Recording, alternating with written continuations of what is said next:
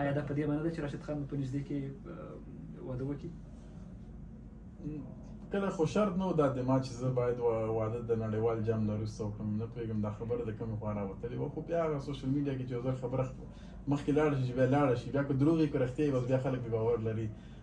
نو ما هېڅکله هم دا خبره نه وه کړې، خو بیا هم بس ما پورې راتړل شوې وه چې ته نړیوال جام تر څو نه یې ګټلی ته واده نه کړې. واده ته هم انشاءالله تصمیم نیولی او د خیره سره چې کله قسمت کې و د خیره، خو ډېر به یې ځنډو نه، د خیره سره راټولو به او اوس خو فوکس هم را روان نړیوال جام باندې ده.